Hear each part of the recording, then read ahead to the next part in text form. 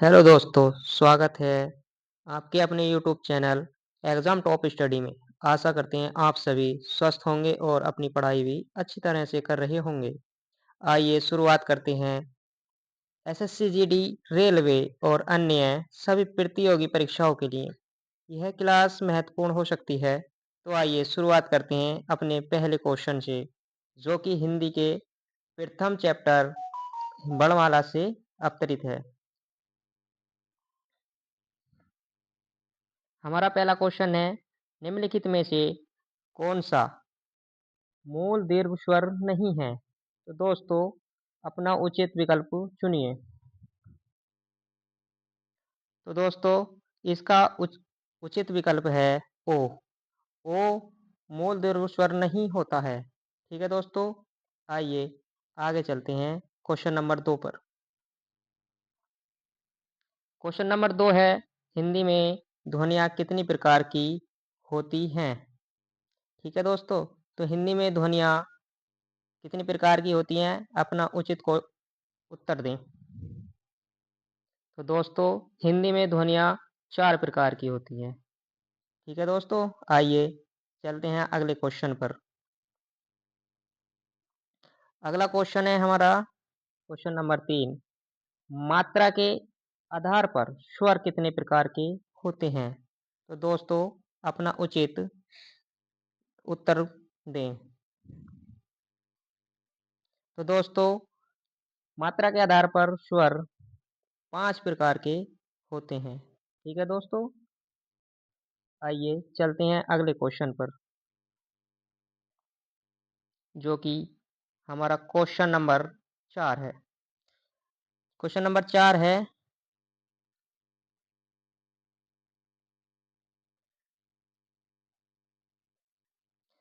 जीवा के आधार पर स्वर कितने प्रकार के होते हैं? तो दोस्तों जीवा के आधार पर स्वर बताएं। तो दोस्तों जीवा के आधार पर स्वर 4 प्रकार के होते हैं, जो कि क्वेश्चन क्वेश्चन इस क्वेश्चन का आंसर सी है।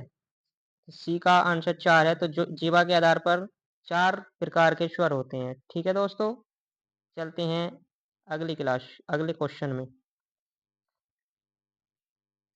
क्वेश्चन नंबर 5, एक से अधिक वर्णों के मेल को कहते हैं? तो दोस्तों एक से अधिक वर्णों के मेल को क्या कहते हैं?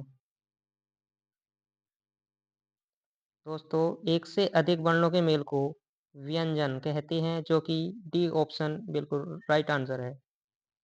ठीक है दोस्तों, चलते हैं अगले क्वेश्चन पर।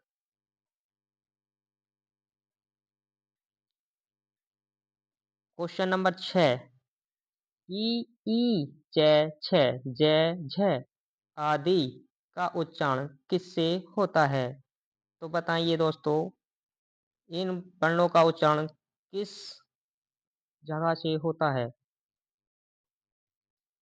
दोस्तों ई ई च छ झ आदि का उच्चारण हमारे तालव्य से होता है, जो कि क्वेश्चन नंबर 6 का डी ऑप्शन सही है। ठीक है दोस्तों, आइए चलते हैं क्वेश्चन नंबर 7 पर। क्वेश्चन नंबर 7 है, जिनका उच्चारण स्वतंत्रता से होता है और जो व्यंजन के उच्चारण में सहायक होते हैं, उसे क्या कहते हैं? तो दोस्तों कमेंट में बताएं अपना आंसर। क्वेश्चन नंबर 7 का आंसर है स्वर। जो उच्चारण स्वतंत्रता से होते हैं उनको स्वर कहा जाता है। ठीक है दोस्तों, आइए चलते हैं अपने अगले क्वेश्चन पर, जो कि क्वेश्चन नंबर 8 है। 8, निम्नलिखित में से कौन सा दीर्घ स्वर नहीं है? तो दोस्तों कौन सा दीर्घ स्वर नहीं है? दोस्तों दीर्घ स्वर ए नहीं होता है।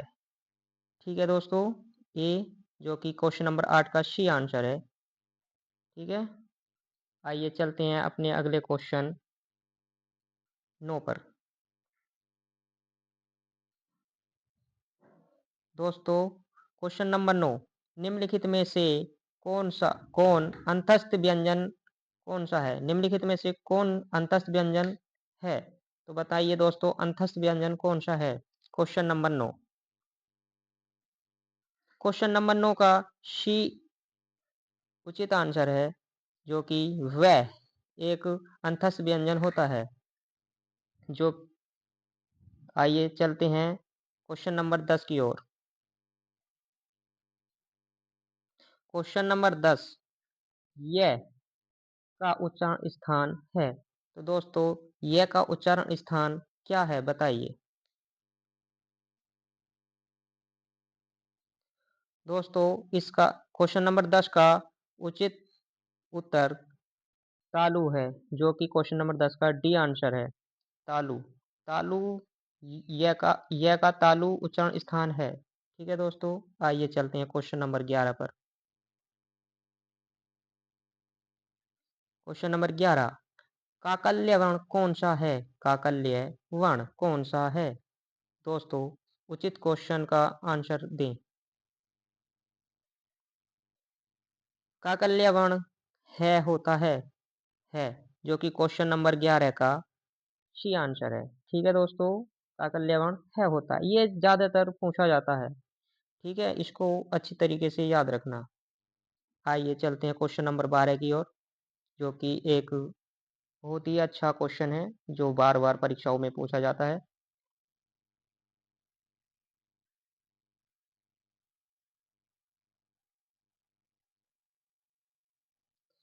अंतस्थ और ऊष्म में कितने वर्ण होते हैं? तो दोस्तों अंतस्थ और ऊष्म में कितने वर्ण होते हैं? बताइए।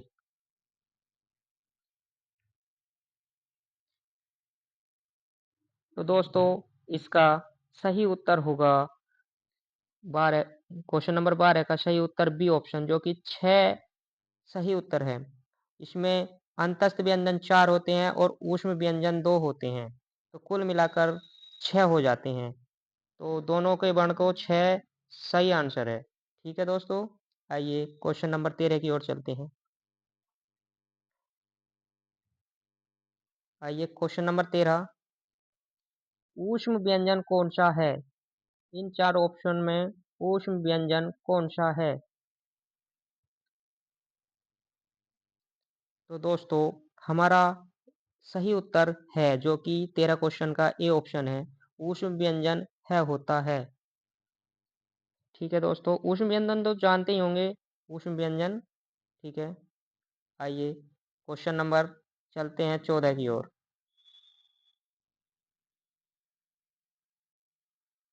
क्वेश्चन नंबर 14 हिंदी भाषा में कुल कितनी लिपियाँ हैं? हिंदी भाषा में कुल कितनी लिपियाँ हैं? तो दोस्तों बताइए हिंदी भाषा में कुल कितने वर्ण हैं? वर्ण लिपियाँ हैं। वर्ण टोटल वर्णों की संख्या कितनी होती है? क्वेश्चन में पूछा गया है। कृपया अपनी उचित उत्तर प्रदान करें।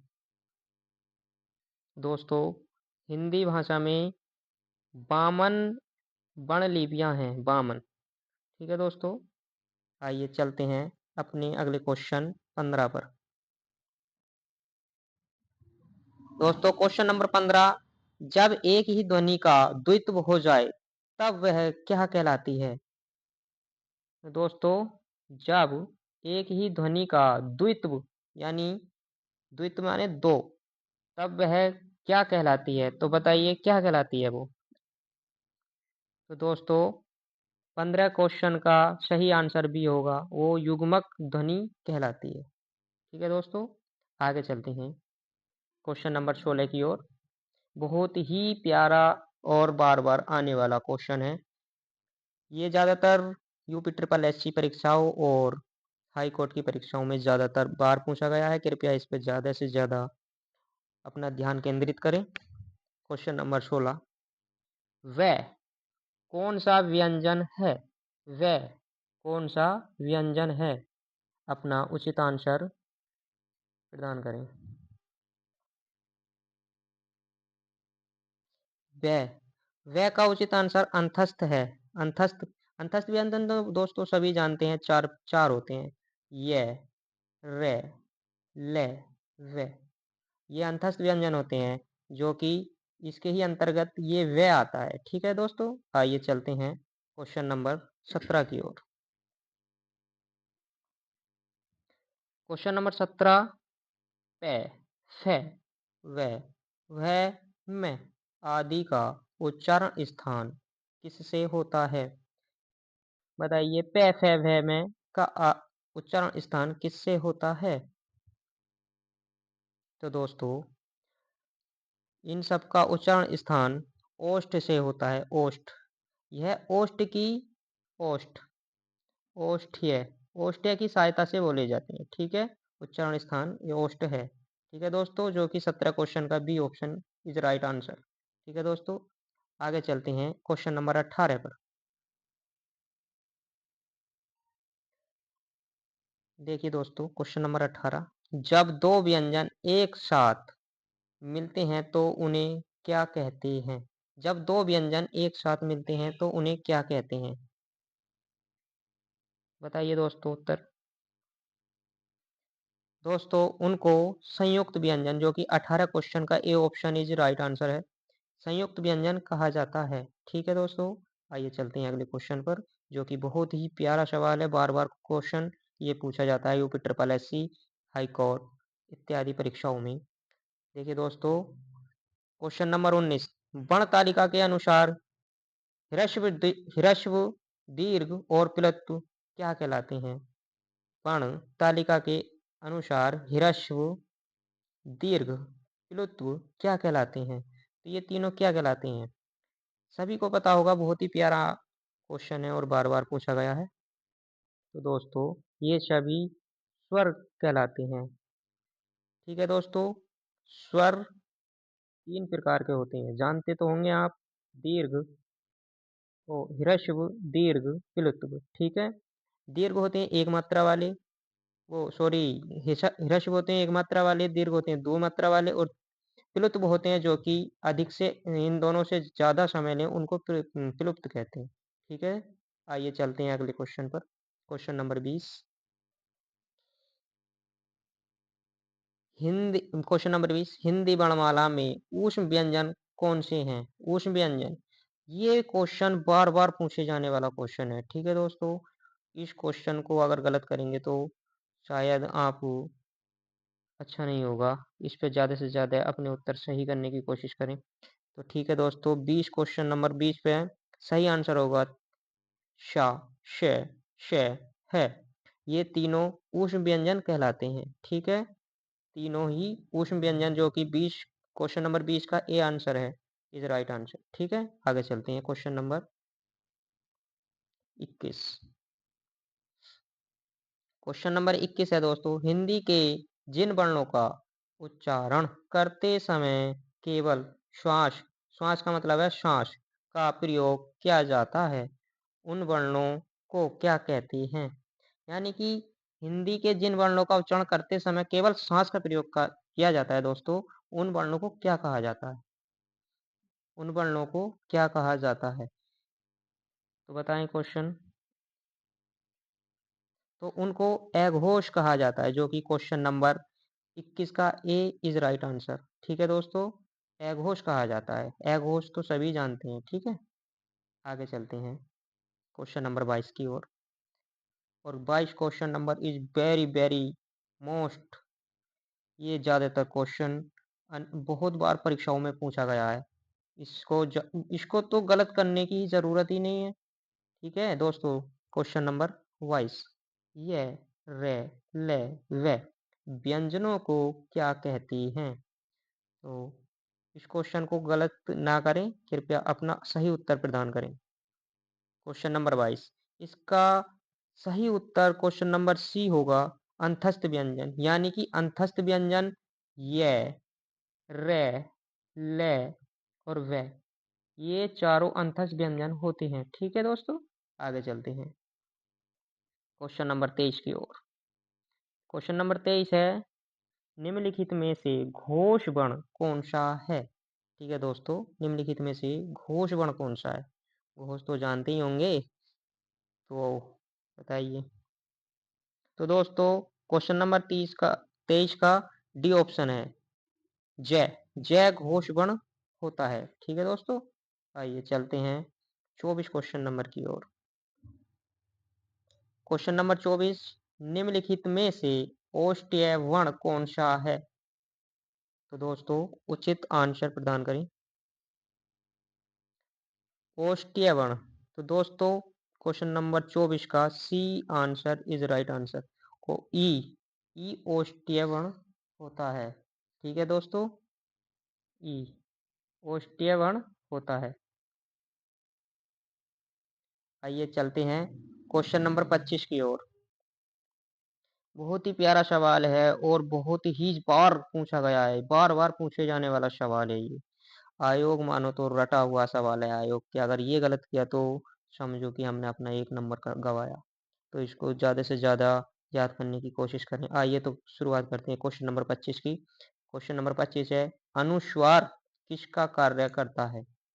अनुस्वार किसका कार्य करता है? यानी अनुस्वार, अनुस्वार कहते हैं ना, अनुस्वार किसका कार्य करता है? ठीक है? तो अनुस्वार कार्य करता है क्वेश्चन नंबर 25 के सी राइट आंसर है, पंचम वर्ण का। यानी कि वर्ण तालिका के पचवाँ अक्षर जो होता है, जो कि सबसे अंतिम होता है, उसका कार्य करता है। ठीक है दोस्तों? ठीक है।